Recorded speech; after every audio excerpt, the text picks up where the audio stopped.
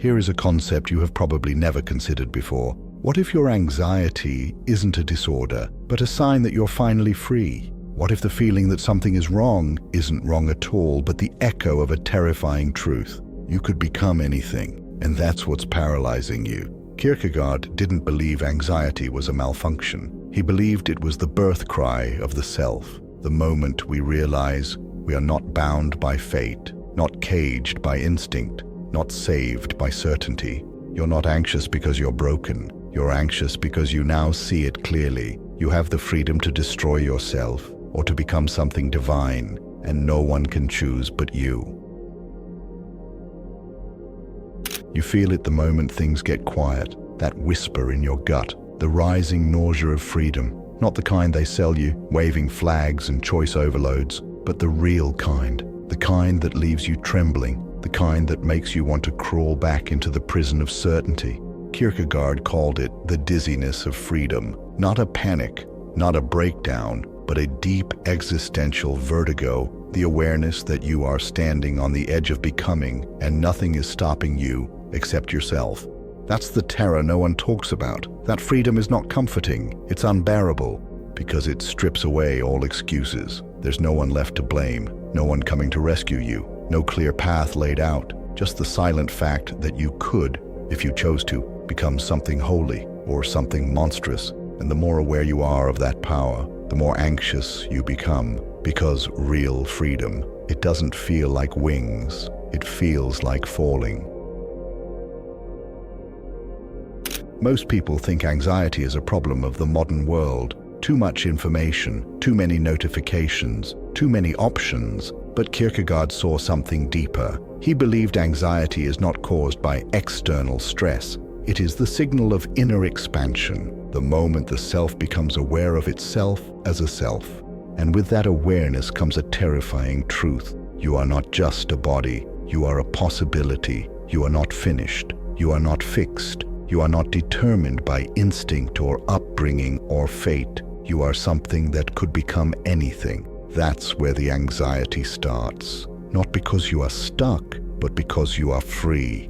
And that freedom, that infinite range of what you could do, who you could be, feels less like a gift and more like a curse. Because once you see it, you can't unsee it. The gap between who you are and who you could be, and no one can close that gap for you.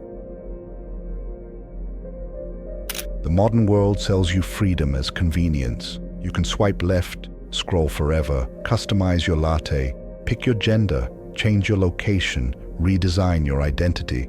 But this isn't real freedom.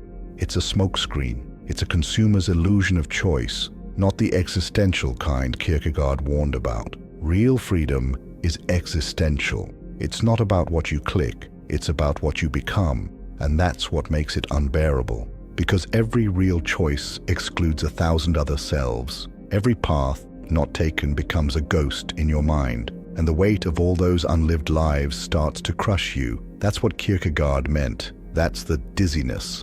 It's not about having no options. It's about having too many and realizing you alone are responsible for the one you choose. And so we escape. We bury ourselves in distractions. We call it productivity, social life, health, entertainment. But it's avoidance. Avoidance of that moment when the silence creeps in and the truth knocks. You could have been more, and you still could be. But will you? Kierkegaard didn't believe the self was a solid thing. He believed it was a task, a process of becoming, a constant negotiation between what we are and what we could be. And this process, this tension, is anxiety. Because you are not just living, you are constantly deciding what kind of person will live. And most people, they run from that responsibility. They'd rather be defined by something external, a job, a label, a trauma, a belief system, a diagnosis. Because if those things define you, then you're off the hook, then you're just reacting, just surviving. But Kierkegaard knew that's the ultimate lie, because deep down, the human being is not a reaction. It is a freedom haunted by its own potential. And unless you confront that freedom, unless you wrestle with the terror of it, You will live your whole life pretending to be someone who isn't choosing, when in fact you already are. The self-help industry tells you to chase your best self, but Kierkegaard knew the truth. The more you realize your potential, the more your soul begins to tremble, because becoming your truest self isn't a glow-up, it's a death. So let's see what that death means to truly choose your existence. The modern lie is this: you are already complete. You just need to love yourself, discover your truth, or find your purpose. But Kierkegaard saw through this illusion. He knew that the self is not found, it is forged. There is no finished version of you buried under layers of trauma and noise, waiting to be uncovered like a buried treasure. There is only the raw material of your freedom and the burden of shaping it. You aren't here to find yourself. You are here to create yourself with trembling hands and the knowledge that what you create might fall apart. This is not a comforting process. It's not some calm afternoon of journaling and vision boards. It is a bloody, wrenching birth, a constant confrontation between what you wish you were and what you have the courage to actually become. And in every moment, anxiety stands at your shoulder, not as a flaw, but as your only honest guide. Because anxiety, Kierkegaard wrote, is the presupposition of freedom. It is the silent proof that you are still free to change, and that freedom terrifies us. Most people don't know they're in despair, because despair doesn't always scream. It smiles. It shows up to work. It keeps appointments. It even posts inspirational quotes online. But inside, something's dead. According to Kierkegaard, despair is not sadness or hopelessness. Despair is the refusal to become yourself. It's the quiet decision to numb the anxiety instead of listen to it. And this kind of despair takes many forms. The person who buries themselves in success, the person who loses themselves in relationships, the person who refuses to choose and lets life drag them along. These are not weak people. They are people who've found ways to avoid the crushing weight of freedom. And in avoiding that weight, they also avoid becoming real, because becoming yourself always requires suffering. Not just the pain of failure, but the deeper pain, the death of all the versions of you that will never be lived. And most people would rather live in shallow despair than face that funeral. So how do you become yourself? Kierkegaard's answer was shocking. You must leap, not plan, not analyze, not perfect. Leap into faith, into the unknown, into becoming, because reason will never be enough. No logical path will ever carry you across the abyss of freedom. There will never be enough information to guarantee your choice. And this is where most people stall. They wait for clarity. They wait to feel ready. They wait for a sign. But the self does not emerge from waiting. It emerges from risk, from decision, from action made in the face of fear. This is what Kierkegaard meant by the leap of faith. Not belief in some abstract doctrine, but belief in your own becoming. A belief that cannot be proved, but must be chosen. And that is why anxiety is sacred, because it shows you the edge. It forces the question, will you stand here forever, watching your possible life fade into a dream, or will you leap? In most self-help language, anxiety is something to fix. We medicate it, we manage it, we treat it like a disease. But Kierkegaard gave us a radical reinterpretation. Anxiety is the signal of growth. It appears not because you're broken, but because you're expanding. It is the internal alarm that something sacred is at stake. When you feel anxious, it's not always because you're weak. It's often because you're standing in front of a door you need to open, the door of truth, the door of responsibility, the door of becoming. And what's behind that door will not be easy. It will ask everything from you, but it's the only thing worth walking toward, because the alternative is comfort, and comfort, if left too long, becomes a coffin. So instead of asking how to get rid of anxiety, we might ask a better question. What is this anxiety trying to show me? Where am I avoiding my freedom? Where am I afraid to choose? Because those places, those jagged edges, that's where your real life begins. We often think the path to peace is through clarity and certainty, but Kierkegaard shows us the opposite, that anxiety is not a bug in the system, but the system itself. In the next chapter, we'll confront the modern soul's favorite trap, the lie of authenticity, and why trying to find your true self might be the very thing keeping you stuck. Be yourself, follow your truth, live authentically. We hear these words everywhere, carved into self-help books, whispered in therapy rooms, plastered across Instagram like divine commandments. But Kierkegaard would ask, which self are you being true to? The one shaped by childhood wounds? The one trained by social algorithms? The one addicted to comfort and terrified of freedom? The truth is, most people are not being themselves. They're being their conditioning. They're being their fear. They're being whatever version of themselves gets the most approval and the least anxiety. And the lie of authenticity is this, that your current feelings are sacred, that your mood is a compass, that you are already whole and all you need to do is express it. But Kierkegaard said no. He knew that the self is not something to be expressed. It is something to be transcended. True authenticity is not about expressing your identity. It's about becoming someone you've never been, someone your past self wouldn't even recognize because they never had the courage to imagine it. The self-help world loves the idea of arrival. Once I do the inner work, once I find my purpose, once I heal, then I'll be whole, then I'll be free, then I'll be me. But Kierkegaard shattered this illusion. For him, the self is never finished. It is always in the making. And the more you grow, the more you see how much more there is to become. This is why anxiety never fully disappears, because every time you evolve, a new possibility appears, and every new possibility is a new responsibility. Most people don't want freedom, they want peace, but peace without movement is stagnation, and movement, real movement, always brings anxiety, because every step forward means killing a version of yourself that once felt safe. And most people would rather be comforted by who they were than be haunted by who they might become. In his book, The Present Age, Kierkegaard warned about the greatest threat to the individual, the crowd. Not just a literal crowd, but the psychological one. The social pressure to conform, the unconscious surrender of your freedom to public opinion. The crowd loves to tell you who you are. It hands you pre-made identities. The good citizen, the spiritual seeker, the rebel, the victim, the successful one.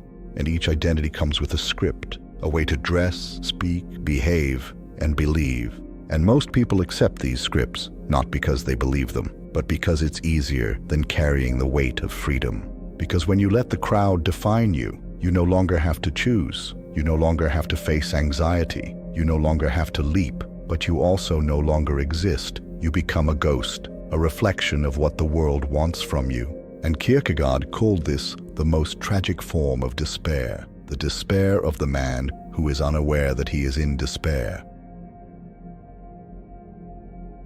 So what's the alternative? To become what Kierkegaard called the single individual. Not a category, not a brand, not a performance, but a soul, a being who stands alone before existence, with no excuses, no crowd to hide behind, and no guarantees. The single individual is not necessarily famous or successful. In fact, they often go unnoticed.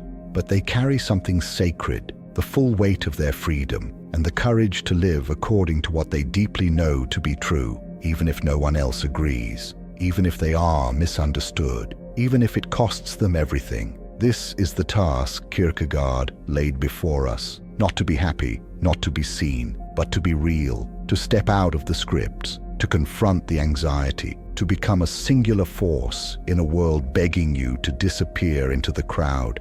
And it's terrifying, but it's also the only way to feel truly alive.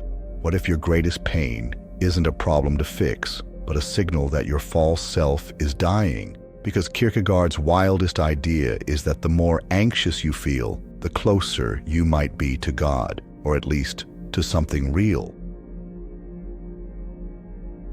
Kierkegaard once said, "Anxiety is the dizziness of freedom." It's not just psychological discomfort. It's not just a glitch in your nervous system. It's a spiritual signal, a confrontation with possibility. You feel anxious not because something is wrong with you, but because you are standing before something vast, uncharted, terrifying. It is the moment before the leap, the edge between what you've been and what you might become. But modern psychology tries to shrink this mystery. It medicalizes it, labels it, manages it. Generalized anxiety disorder, social anxiety, fear of failure, all real experiences, yes. But Kierkegaard feared that by naming them too quickly, we rob them of meaning.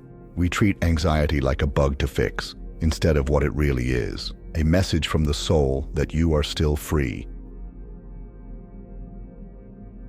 For Kierkegaard, anxiety was not the enemy of faith, it was its foundation, because faith doesn't begin with certainty, it begins with terror. You don't leap into the unknown because you feel confident. You leap because you feel everything collapsing, and still choose to leap anyway. This is the paradox. Faith begins not in peace, but in panic. Because when all illusions fall away, when you see that no system, no belief, no identity can save you, you are finally ready to trust something deeper.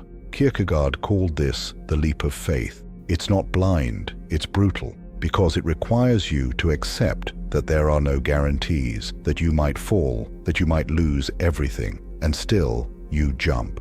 Anxiety is the storm before that leap. It shakes the old structures. It makes you want to run, but if you stay with it, it becomes sacred.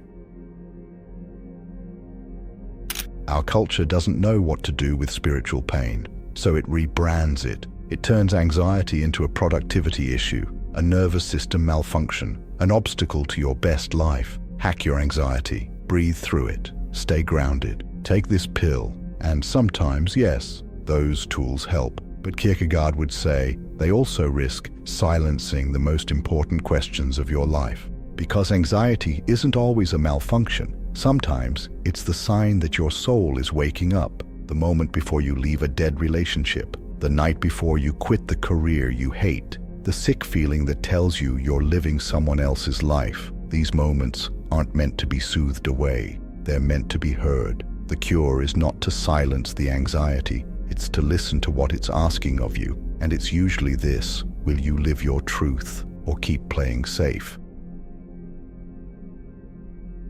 Kierkegaard didn't romanticize suffering. He knew it was brutal, humiliating, lonely, but he also believed it could be transformative, because in the depths of despair, when all the noise dies down, you come face to face with the truth of your condition, that you are alone, that you are free, that you are responsible for who you become. And there, in that silence, something sacred can happen. Not a revelation, not a breakthrough, but a quiet shift. A willingness to bear the unbearable, a readiness to live without answers, a strange peace that emerges not from certainty, but from surrender. Kierkegaard called this inwardness, a life lived not in performance, but in depth, not for others, but in alignment with God, or whatever word you use for the force that sees you even when no one else does. Most people avoid suffering at all costs, but those who walk through it, eyes open, come out changed. Not happier, not stronger, but more real. And in a world of masks, that is its own kind of miracle. Now wonder for a second, what if your panic is sacred? What if your most unbearable moments are actually invitations, not to break down, but to break open? Despair isn't sadness. It's not depression. It's not even pain. It's not being yourself and knowing it. It's the unbearable tension of living a lie you've convinced everyone else is true. And Kierkegaard thought despair came in many forms. There's the despair of not knowing who you are, floating through life with a borrowed identity, trying on roles, chasing validation, but feeling a quiet hollowness you can't explain. And then there's the deeper despair of knowing who you could be, but refusing to become it. That's the despair of the soul, the sickness unto death, not a medical death, but a spiritual coma, because you can be fully functioning, socially successful, and still utterly lost. You've mastered the external, but something inside you is whispering, this isn't it. This was never it. Most people think the self is something you discover, like a buried treasure waiting to be uncovered. But Kierkegaard disagreed. The self is not something you find, it's something you create. You are not a fixed identity, you are a becoming, a bridge between the finite and the infinite, the possible and the actual. And every day in every decision, you are either aligning with that deeper possibility or running from it. But here's the catch. The closer you get to that authentic self, the more terrifying it becomes, because it demands you give up the lie. It demands responsibility. It demands freedom. And as Kierkegaard warned, freedom without grounding becomes anxiety. The dizziness of standing on the edge of yourself, knowing that the next step could change everything. Kierkegaard was deeply religious, but his God wasn't the safe, soft God of comfort. His God was the one who asks everything of you, who strips away your illusions, who says, I want you, not your masks, not your productivity, not your performance. But even if you don't believe in God, this isn't a story about religion. It's about radical honesty, the kind of truth that stares straight through you and asks, are you living a life worth the suffering it demands? It's about something higher than ego, something that can witness your fear and still call you forward. Kierkegaard's leap of faith was not about doctrine, it was about existential courage. The courage to become the person you were meant to be, even when nothing guarantees it will work, especially when nothing guarantees it will work. There comes a point where you can't think your way forward. You can't optimize it. You can't read one more book or journal one more page. You just have to leap. And this leap is not into clarity, it's into trust. Trust that your anxiety has meaning, that your despair is not final, that your freedom is not a curse, but a calling. And yes, the leap is terrifying. It might cost you everything, your certainty, your comfort, your image, but it might also give you something sacred, a real life. Not a safe life, not a predictable life, but a life that is yours. And if that's not worth leaping for, what is? Most people never leap. They numb the anxiety, settle into despair, and call it peace. But if you're still watching this, maybe you were meant for something deeper. Here's the truth nobody wants to hear. Most of our life is built around escape. Escape from boredom, from loneliness, from silence, from ourselves. We scroll to escape. We drink to escape. We even grow to escape, as long as the growth doesn't require real change. But what happens when you stop running? When you sit in the storm? When you let the anxiety speak? What you'll hear might break you, but it might also begin to rebuild you. Kierkegaard believed that despair is not your enemy. It's the beginning of honest living. You are no longer pretending, no longer distracting, no longer performing. And in that nakedness, something new becomes possible. Faith for Kierkegaard wasn't blind belief. It wasn't memorizing verses or obeying rules. Faith was the courage to exist fully, to act without guarantees, to love without safety, to walk your path even when the world laughs at you. And he believed faith begins exactly where logic fails, when there's no proof that your leap will catch you, no evidence that your becoming will succeed, only the deep, trembling whisper, "This is who I must become." That is faith. Not comfort, but commitment. To live as if your life matters. To move as if meaning exists, even when the world tells you it doesn't. To become whole in a world that profits from your fragmentation. Kierkegaard didn't promise relief. He didn't offer a 10-step plan to happiness. He gave you something more honest and more sacred. He gave you an invitation to face your fear, to own your despair, to claim your freedom. Because in the end, anxiety is not what holds you back. It's what wakes you up. You are not meant to be a machine of productivity or a mask of social acceptance. You are a soul meant to tremble and rise. Anxiety is not your enemy. It's your initiation. Not a sickness to be cured, but a signal that you are finally ready to live.